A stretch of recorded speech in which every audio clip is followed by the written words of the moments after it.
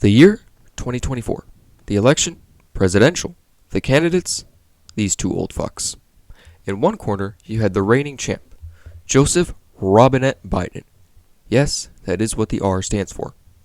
And in the other corner, you had the former champion looking to reclaim his title, Donald Jackoff Trump. Yes, that is what the J stands for.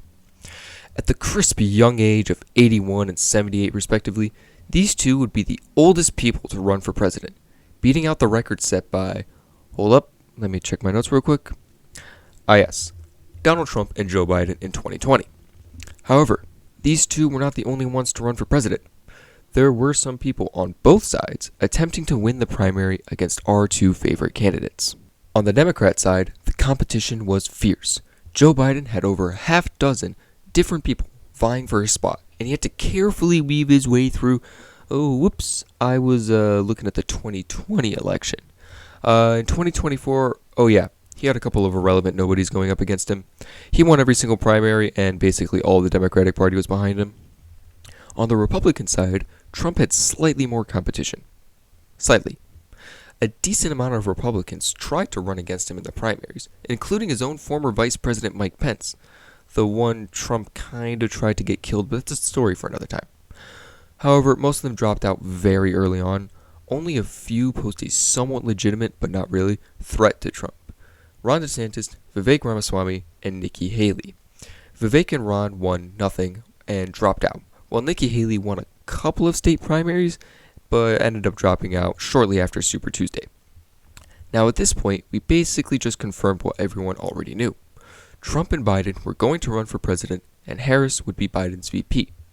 Trump's VP was still up in the air since he definitely wasn't going to pick Mike Pence again for obvious reasons. At this point, the candidates have been chosen, but we still need to know who to vote for. And for that, we have the first presidential debate. Trump and Biden faced off head-to-head in front of the nation, and well, it didn't exactly go too well for Biden. He barely could form a coherent sentence and gave nonsensical answers to many questions. Basically, he did something that is very difficult to do. He made Trump look sane. Later, just days before the Republican National Convention, Trump was almost assassinated and got shot in the ear.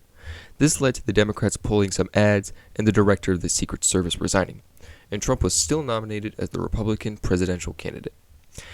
After sitting on his ass and twiddling his thumbs for about a month after the debate, and getting a ton of pressure from Democrats behind the scenes, Biden dropped out of the race and endorsed his vice president, Kamala Harris.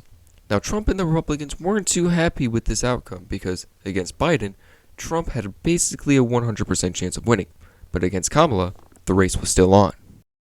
The Democrats had their convention and nominated Kamala Harris as their candidate, despite her not even being in the primary at all, and being quite an unpopular vice president.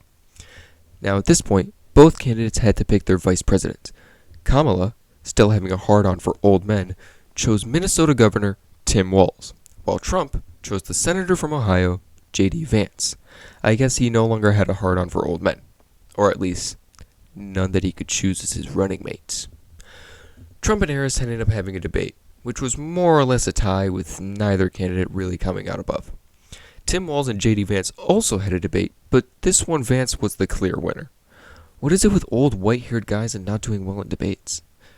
RFK Jr., who had been running for president as an independent, dropped out and supported Trump in exchange for Trump making RFK his Health and Human Services Secretary. Now came the big day, November 5th, Election Day. And spoiler alert, Trump won. By a lot. Pretty early into the night, it became clear that Trump had won. He got all the swing states, and he even won the popular vote. For the first time. I can't wait to see his performance in 2028.